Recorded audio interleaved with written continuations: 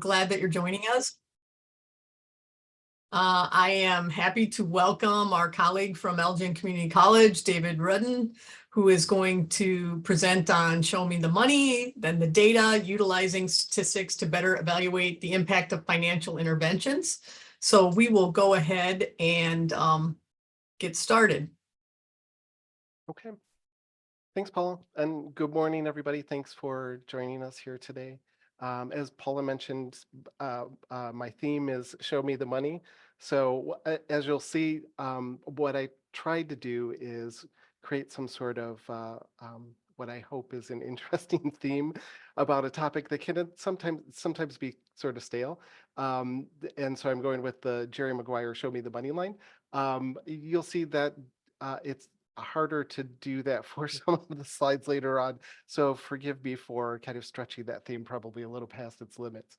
But what we'll be talking about here today are really incredibly boring topic of using statistics, but in hopefully a really useful and informative way where what we're talking about doing at ECC is trying to use that to better evaluate some of the, in this case, the financial interventions, although the methodology we'll be talking about can apply to all sorts of student interventions, all with the intent of being better at data-informed decision making. And so just to start off, I wanted to present a couple, three main topics or points that I hope you'll get out of our discussion here today. We're going to start by just talking about what I consider to be the evaluation problem. So we'll briefly highlight some of the issues that I see, and this may all just be my own personal experience, but I suspect that many of you will probably feel the same way. We'll talk about some of those issues around the common methodology that we use in higher ed for determining what's successful and what isn't, or in most cases, without even bothering to look to see what isn't successful. And then the second piece, which will be a very small part of the conversation overall, because this can be kind of dry and where we tend to lose the most people from the research realm of things, is just talking about the statistics that might be useful for this. They're in the world of institutional research. Statistic plays a big role. The vast majority of any work or any analysis that's been done up until recently has been rather simplistic. Percentages and counts and things of that nature. And so what we're talking about here is using a more mathematical statistical approach to inform those database decisions that we're trying to make with respect to student interventions. And then the final piece will be actually using or presenting a couple of examples that we have here at ECC. One where we've been using some of this statistical work for a number of years now, and then another where we're just starting to branch into the analysis of a longstanding program. And so I'll present some of the hurdles and the bumps along the way that we found, as well as some of the results and how we've come to evaluate some of those financial programs.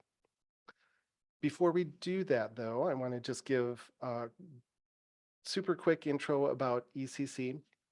So I don't think I even mentioned this at the beginning. I just jumped right into the presentation. I'm the Managing Director of Institutional Research at Elgin Community College. We're obviously in Elgin, just outside of the Chicagoland area. ECC has been committed to equity work, especially in data-informed decision-making, mostly through our work with ATD, which we started in 2009, and then we've subsequently applied for a Leader College status in 2012, and then Leader College of Distinction in 22. I also am required, it seems like by law, or at least presidential decree, to mention that ECC was an Aspen Top 25 institution a couple years ago, and we're in the process of hopefully, knock on wood, getting into that same category or in for the 2025 round. And then with respect to our student body, we host around 9,000 students in general from one semester to the next. We're a Hispanic serving institution, and so about 4,000 or so of those students, a large number of our students are Hispanic or Latinx. We also have a good portion of our student body are other racial and ethnic backgrounds outside of Caucasian. And so we're majority minority institution where roughly 60% of our student body are non-white. And then we also, as many of our community college colleagues, we have a number of students, a good portion of our student body who enroll part-time, roughly 2/3 overall, and that bumps to about 3/4 of our Hispanic student population. So we have a relatively ethnically diverse population and also a large number of part-time students, and that'll come into play in some of the conversations that we have about the financial interventions. So that's just an introduction to ECC. I wanted to start with that first scene, so to speak, where I was mentioning before, highlighting the problem. And I want to that end, I want to borrow some creative liberty that they use in Hollywood in making movies. And I want to make a statement that I don't know if anybody else will agree with, but this is kind of my own personal philosophy. The evaluation of our institutional interventions in general in higher ed, whether that be financial, that's what we'll be focusing on financial ones today, but whether that be financial, academic, student support service, or any other intervention for that matter, the most important issue facing us today is how to evaluate those. And so you'll see I diverted from the Jerry Maguire theme, and I have a Steve Martin quote up here because I think it kind of fits in this instance where this is completely out of context, of course, but in the statement from one of his characters in a prior movie, he had mentioned that movies can answer all of life's riddles. I see the same way, the same approach in talking about the finding the right statistical methodology for all of our riddles or questions about the things that we're doing at our respective colleges and whether or not they're having any sort of real actual impact on our student body. And so I want to use a hypothetical example. So there's some data here. This is some actually some real historical data from ECC, as you can see from a number of years ago. In most cases, what typically happens when we're trying to evaluate whether any sort of scholarship program or student service program or any sort of student intervention or program or policy change that we have with respect to our students' academic life, what we'll typically find is that the analysis of whether or not that's effective simply breaks down into comparing two different groups of students, one that received the intervention or the scholarship or whatever the program experience may be, and then another group of students that didn't. And then we just look at the percentages. In this case, we have course success and course withdrawal, but that could be any other sort of outcome. And then use that to draw conclusions. So just in a snapshot glance at this, what we would assume is that somebody looking at it would conclude that that program is super successful because the course success rates are generally higher than what we see for the students not participating, and the course withdrawal is generally lower. However, that ignores a whole bunch of other information that in many cases may be incredibly pertinent. And what then happens is that we often make attributions about the success of programs or not that may not be valid at all. And so the reason that that's potentially important is because we could be putting our eggs in a basket that isn't actually effective. And so what that previous example, what I was trying to highlight, are some of the common issues that we have with using those more traditional approaches where we're just looking at counts and percentages. Often there's simple comparisons. We also only examine, in many cases, data that is confirming, or we ignore contradictory information. That's more of just an analytical bias depending on the user. And that could happen regardless of the statistical methodology, but it's much easier to do when we're just using some of these more simple looking at percentage approaches. We also tend to ignore selection bias, and that's an important one, especially when we're talking about most of the interventions and programs that we're utilizing and making decisions about at our respective institutions, because in many cases they're optional or voluntary. And so what we're doing then is ignoring the reasons or the underlying factors, whether or not they're conscious in some cases, of why students are either electing to participate in or lucky enough to be aware of certain programs. Ignoring that piece of the student experience in terms of then evaluating those programs is a huge potential confound, or a huge potential bias that is something that I hope I'll illustrate can be taken care of in some of the statistical methodology that we'll talk about in a minute. And then finally, there's also just plain old bias. So in a lot of instances, an individual or a department or a program or a committee that's running a program or an intervention will ask a question such as, how can I show that it's working, without really considering whether it's what the real impact on students is. And so all of these are some of the more common kind of underlying issues that we may be unaware of, or maybe aware and just ignoring, that I see tied up in the more traditional approach to evaluating the success of our interventions. And what I'm hoping to do is make the case that using just a more sophisticated statistical approach, again, not, we'll see in just a second, not super sophisticated and nothing that's really out of the realm of anybody that has access to a couple of different pieces of software. But this approach allows us to take so many other factors into account when we're determining the actual impact of various student interventions, in this case, financial interventions.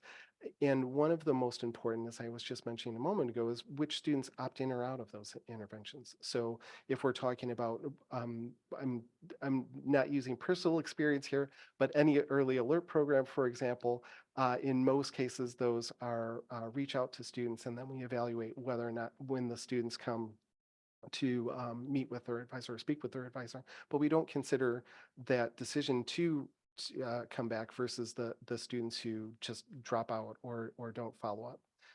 And so that's an important characteristic that in most cases is completely ignored in any sort of evaluation, just specifically in that early alert field. But it applies to almost every voluntary or optional program that we're talking about. And so some of those factors are socioeconomic status, race and ethnicity, motivation, awareness of the intervention or project or policy, timing, and then there may be others as well. And please feel free to share any if anyone has any thoughts about those. But the value in using or taking a different approach, I guess is how I'll phrase it. The value in taking a different approach to evaluating these programs is being able to account for all of those and at some level en masse, whether instead of just comparing individual groups of race and ethnicity or gender or age, which has been the traditional approach up until this point. So that's what I hope was kind of laying the groundwork for what I see as the issues. In terms of what I hope or think will be the remedy to that, I don't want to go at all into any of the actual stats, but what I wanted to just highlight is a general overview. And I'd be happy to talk about stats as well with anybody that wanted to afterward. Please feel free to let me know or drop me a line or an email or whatever if that's something that you'd like to talk about, because I'd be happy to. But that's not for this particular conversation. I just wanted to highlight the concept of using more advanced stats, because the real issue isn't the statistics themselves, or which one for that matter is actually being used, but it's how we're making decisions as institutions. And what my argument is that the more traditional approach, where we're looking at simple stats and ignoring all sorts of different underlying biases, whether they're kind of top of mind or not, is that the outcome of that then is that we often could be, and probably are, making faulty or misinformed evaluations and conclusions about those programs. And that could mean that we're wasting time spent on projects that don't ultimately have any sort of real world impact. We could obviously be wasting money which is always a problem, no matter what, even the Harvard institutions of the world still have limited resources at some level.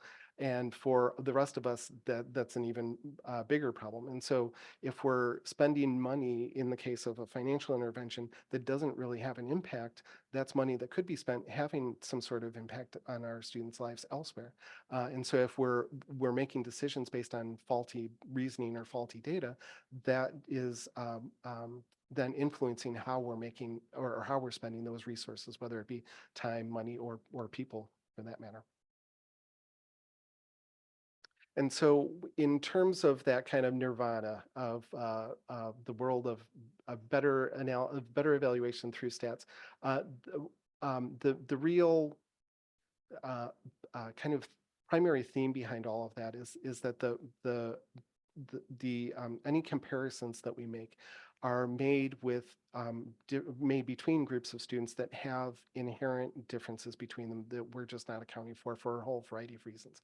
In the statistical, mathematical, actually in the medical field as well, proper random control studies, you've probably all heard about that in any sort of intro sociology course in college.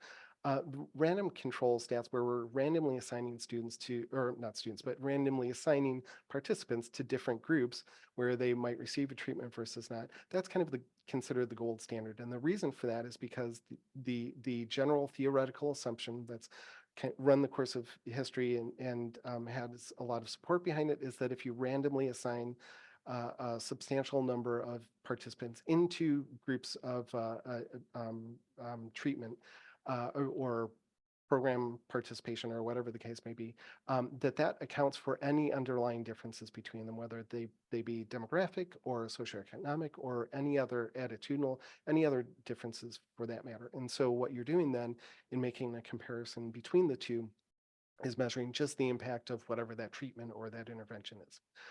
However, that's typically, as you can imagine, not feasible in most higher ed groups. We can't randomly assign students, for example, to receiving a scholarship that everybody might be eligible for and just randomly give it to some students and others.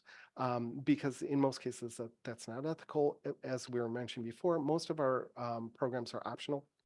So that just makes it more difficult to administer. But there are plenty of statistical methods that allow us to approximate that, even in those instances where we're working with real world data. And so I'm not going to go into too much detail on that. This is just a graph that some of you may have seen from the Gardner Institute is a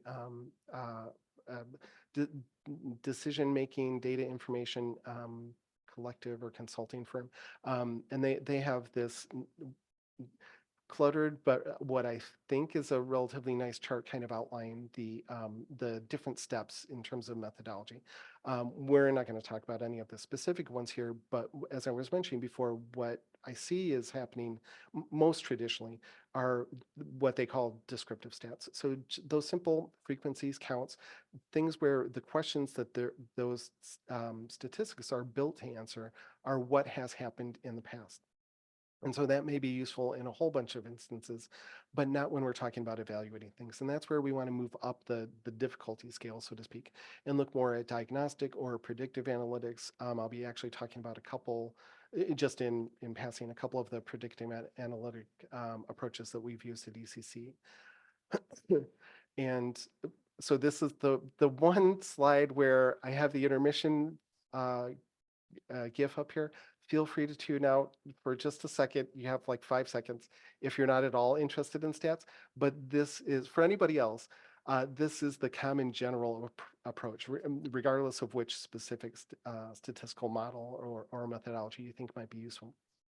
Generally speaking, there's in using these more pseudo random control methodologies, we basically have 4 different steps, where the first is conducting some sort of statistical model. That's usually some sort of regression analysis to determine the likelihood that any given student in your data set or in your study, including whatever characteristics you can collect and have available, and then determining the likelihood that each of those students then would have participated in the program or the intervention based on all of that information that you might have about them.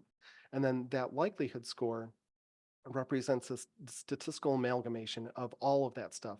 And you'll see in just a second, we have a couple of models that I'll presenting where we included somewhere like 12, 15, in some instances, even a couple dozen different characteristics, both demographic and course taking in some instances, sorry, demographic and academic in some instances. And so one of the real values of using this kind of methodological approach is that we're not focusing on individual characteristics. For example, comparing African American versus white students, or comparing adult students versus younger. We're taking all of those characteristics, whatever we think may be useful, determining which ones statistically are relevant to the in this case not the outcome but the likelihood of experiencing the intervention, and then we're basically amalgamating them all together to create a single score or single value, and then that score is used to match students, and that matching then it represents kind of matching the student likelihood of experiencing or joining or participating in whatever the verb is in that given intervention. For example, participating in the scholarship program. And then that allows us to create comparison groups that are essentially equal, at least in a theoretical sense, in their opportunity to benefit from or participate in that particular intervention. And that ultimately then is the whole point of what I'm talking about here, getting to that point where we have groups that are equal, whereas the traditional methodology that we've had in the past in many cases hasn't been, or we simply don't know. So anybody that tuned out, please come back and join us now. I wanted to go into, I've been mentioning a lot, the couple of examples, and I wanted to now start sharing some of those with you. And I have two. This first one is called our ECC's Complete to Compete Scholarship. That's always been a tongue twister for me. And this one kind of formulated in 2018-19, just before the pandemic. And we spent about a year, and this was many different offices. It was prompted by the foundation, but the institutional research, financial aid offices, student services, were all involved in the conversation around what really was a directive from the foundation board to emphasize funding student success, but funding student success that had an actual impact and a demonstrable impact. And the reason for that initially was because the seed money for any project that came out of these conversations was going to be donated by the board members themselves. And then the hope was, or the plan was, that the pilot years funding would yield enough results that would illustrate that impact, that could then be used to go out and fundraise amongst the community.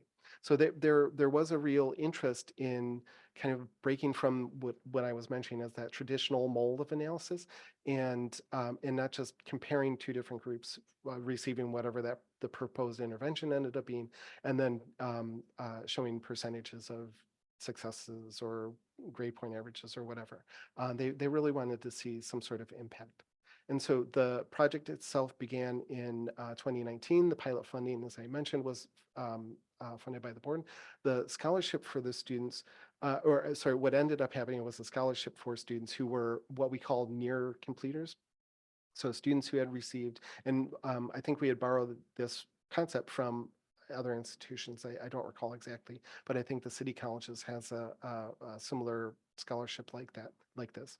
And so we were looking for students that are basically 3/4 of the way through their program, but haven't finished yet for whatever reason. And as I had mentioned before, we wanted to show that there was a demonstrable impact. The final criteria for this scholarship, as I had mentioned, are that it's open to all near completers in any given year. So students who have completed 45 credit hours, at least 45, at the end of our spring semester, are invited over the summer to apply for this Complete to Compete scholarship. It's a $5,000 scholarship over the course of the following year, and then there's an additional $1,000 that's awarded to students after successful completion. The hook to that is that the students then pledge to complete their program of study, whatever it may be, within a 1 year of that during that time that they get the scholarship. So they're awarded in the fall semester, and the pledge then is that they would be expected to complete by the end of the following spring. And there's also some embedded required advisor meetings within there as well, where they're expected to meet with an advisor at least once per semester. So as I was mentioning before, making the case that there's a demonstrable real impact is difficult in this instance, as you can imagine. And that was important specifically for this particular program, mostly to help with the fundraising afterward, but also just in terms of decision making. And there's a variety of reasons for why this is more difficult than I think we probably initially realized. One, obviously, you can't assign treatment. You can't assign student. You can't just randomly pick students for scholarships versus others. You could probably technically, but that wouldn't be entirely ethical and would also go against the purpose of it. Also, what we found at ECC, and I'm sure others have found at their own institutions, is that we've had historically very few students that actually apply for scholarships. The general assumption is that their academic scholarships, especially, are for elite students, and so we have a large chunk of students that don't even bother applying. And then some of the other considerations are, excuse me, just some other confounds where because we're looking at scholarship, there is an inherent assumption that there are financial differences or financial experiences that are different for each student. And so some students may be applying for a scholarship that have a definite financial need, and others may not have the same level of need. And so those underlying factors, whenever we're talking about any sort of financial intervention, always become confounds that we can't necessarily account for, in addition to a number of other ones. And so what we then did is come up with an evaluation plan where it's actually for this particular scholarship, and it's been operated, or it's been administered since fall of 2020. So as you can imagine, the timing of that wasn't ideal, but the general process is we'll run these statistical models that I was mentioning for all of the student body that are invited to participate in at the end of the spring semester for the following fall. So that we generate basically a score based on historical data of the likelihood that each of those students then would be applying for the scholarship or would be receiving the scholarship. And then we use that score, or I'm sorry, for this one in particular, the outcome actually isn't the likelihood of the scholarship. For the initial one, the likelihood is of the student completing. And the reason for that is because what we wanted specifically to do in this instance is administer the scholarship specifically for students that have the greatest need or the least likelihood of graduating within that first year. So I misspoke. In this instance, the outcome that we're modeling is different from the more traditional approach. And then we use those scores, the likelihood of graduating within a year, to rank students. We use that as part of the actual scoring system in terms of administering or awarding the scholarship. And then we also use those scores to then identify an appropriate comparison group. Or actually, we do another round of modeling, same factors, but we have changed the outcome. And so in that instance, what we do once the scholarships are administered is do a second model where we're modeling the likelihood that the students would receive based on all of those historical factors. And then we use that to make a comparison group of students receiving the scholarship versus not. And as I had mentioned before, this is done with that modeling that's more advanced, I guess, statistical, even though it's not really advanced, but you get the gist. And so in terms of this particular scholarship, the main question was, does the scholarship itself have any impact on student completion? The outcome that we're looking at here is the likelihood of applying for and receiving the scholarship. And then that's an intermediate step that we also then, as I'll show in just a second, use to make comparisons about the actual evaluation. And this, when I was mentioning before, kind of tossing whatever and anything that you had in terms of student characteristics into the modeling approach, this table shows all of those characteristics that in those conversations initially that we had across those multifunctional groups. These were the characteristics that we hypothesized or thought might have any sort of impact on in this particular model on whether or not students were successful in graduating 1 year after receiving that 45 credit or attaining that 45 credits. In the course of doing the modeling, what you can see here, all the stuff in red are factors that ended up not being relevant at all. And so this is interesting in and of itself because I think the general assumption is that all of this stuff impacts, in this particular instance, which students that get to which near completers are then going to complete within 1 year. But the vast majority of the factors that we included in here weren't relevant at all. And so the ones that aren't highlighted are the ones that were still relevant in our particular model, and those there were other conversations as well about how and if we could use any of that information, but that's an interesting byproduct or a nice byproduct of this sort of approach to modeling is you can also see which specifically, everything else being equal, which particular demographic factors have a real impact on those outcomes that you're looking at. And so in the course of doing all of that, we created our comparison groups. As you can see here, the counts are very small. We haven't had a lot of students even apply for the program. Over the course of the first 3 years, and we have a cohort that's finishing up this semester, and then another that will be invited to participate in this in the upcoming fall. We've only had 37 students participate or receive the scholarship over the first 3 years. And comparing that group to the match comparison group that I was mentioning, so that would be students who were invited to participate but didn't receive the scholarship for whatever sort of reason, but they had the same likelihood of receiving the scholarship. If you look at the bottom there, the most important part is that graduated by the end of the year rate. And so we can see that the students who received the scholarship are roughly close to double the completion rate for those that didn't, 78 versus 43. And so in the course of doing this modeling, then what we've been the statements that we've been able to make have been that the scholarship itself has had an impact above and beyond all of those other factors, whether we're talking about minority status or age, cumulative or GPA during the semester, the 45 credit hours were attained, all of those sorts of factors. The statements then have been that we've been able to see a demonstrable impact above and beyond all of those other underlying factors. Now, in the course of conducting these sorts of models, typically what you would find is that the value is kind of weeding out some of those interventions or analyses or programs that aren't having a real impact, even if the more simplistic comparisons show that they are.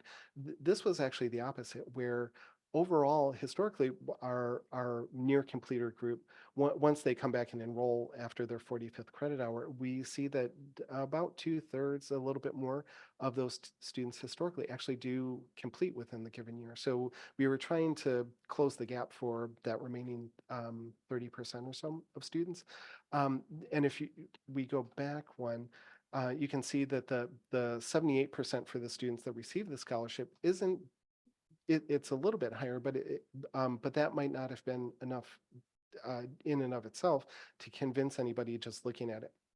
And so what we found then in comparing the scholarship recipients to that match sample is that there's a much larger difference with those students who had the same decreased likelihood of actually completing their first year compared to students who receive the scholarship. And so this has helped just make the case in terms of the scholarship that it's been having an impact. And we've been continuing with that, as I mentioned, for a number of years now. We're entering our 5th coming up. The second financial program I wanted to go over just really quick is one that's, and the reason I'm going over this one really quick is because we haven't done nearly as much with it.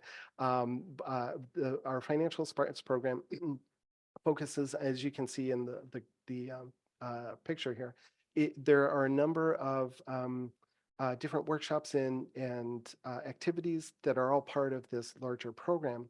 And the real intent of all of them is to help educate our current and prospective students, as well as the community, about college financial aid. And so this program has been in effect or in practice since 2009. And one of the pieces of it, as you can see in the model here, is the evaluation of the impact.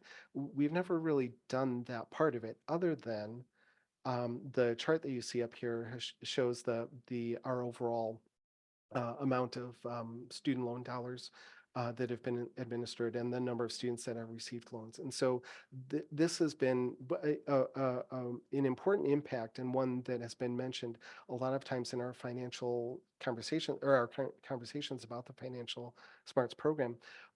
But as you can imagine, one of the things that or a number of things that might influence whether or not students as a cohort are receiving student loans could be impacting that function outside of the Financial Smarts program or any aspect of the Financial Smarts program itself. And so we can't really account for all of those other things that could be influencing whether or not students are seeking and receiving student loans. Just collectively, it seems like the national conversations, at least in higher ed, have been to focus collectively on reducing the number of student loans. So it's possible that may just be a social phenomenon and have nothing to do with our program. The point is that there isn't really any way to know that without doing any sort of evaluation. And so what I had hoped is that we could do something with that with stats. Uh, as you can see here, the approach was similar. We included a number of different characteristics and evaluations, focusing on students that were in the Financial Smarts program. However, in the course of developing that, what we found is that our Financial Smarts programs aren't really tracked. And so this is one of the things I'll get to in just a second on one of the last slides is in order to do any of this sort of more sophisticated statistical modeling, we also have to keep in mind the information or the data that we have about our students. And in this particular instance, we didn't have any way of tracking which students are receiving the Financial Smarts services or collection of services. And so we shifted the outcome here to look at students receiving non-loan aid, because that is one of the primary focuses, as you saw in the previous chart, of steering students receiving any sort of financial aid away from loans. And so in the course of that modeling, what we have here are a number of different factors. And when we then evaluated them, we found that there were quite a number in here that were relevant in terms of students receiving loans versus financial aid, students receiving loans versus not. I'll talk about those handful that are crossed out in a moment, but notice that they all say first year. Well, not all, but some of them say first year. They're all intended to be first year characteristics. And the reason those are crossed out are because we don't have access to those until after the students have actually been involved in the intervention in most cases. So in the course of doing that modeling, one of the outcomes that we looked at, again, comparing students who received loans, financial aid students who received loans versus didn't, we looked at their credit completion rates. The blue line are the blue bars and lines are the students that didn't receive loans, or I'm sorry, received grants and scholarships. And then the green line are students that received loans. And you can see that there is a substantial difference between the credits both completed and attempted. But then also when we look at the long-term outcomes, some of the real impact that we see here are transfer rates. You can see there's quite a difference between the transfer and graduation rates within 4 years, but even the long-term impact of the bachelor degree attainment, 21 versus 6%. And so what we're using here are statistics to help make some more informed decisions about the impact of our student success or our student financial programs. A couple of the caveats that are listed on the side here, the most important being that we don't have FAFSA information or at least at the time, for a good chunk of our students. So the last thing I just wanted to mention here, if anybody is interested in doing something like this, it's perfectly reasonable and actually much easier than I made it sound here. There's just a handful of things to keep in mind that I have on the screen here. Most importantly, is just, as I was mentioning before, making sure that you have the data that would be relevant and focusing on that voluntary or decision that students make to participate in the project, because there is almost undoubtedly some sort of underlying characteristics that influence that decision that will then probably impact any of the outcomes that we're looking at. And so I'm pretty close to the end to our time, but I wanted to just ask if anybody had examples of their own, ask if anybody had any questions. So thank you very much, David. I know we're at our time here. And if people do have questions, again, we encourage you to engage on the Whova platform. But at this point in time, I think we don't have any time to take questions because we're going to move to the next session here that starts at 11. So I want to remind you to go back and take a look at the agenda, because we have 2 concurrent sessions at 11 a.m. starting at 11 a.m. as well. Again, thank you so much for this presentation. It was very informative, David. I know that there was a lot of people participating, and there were a few questions. So again, I encourage you to go to the Whova platform to engage, and we can also take those and shoot them off to David as well, and hopefully get you some answers. So thank you very much.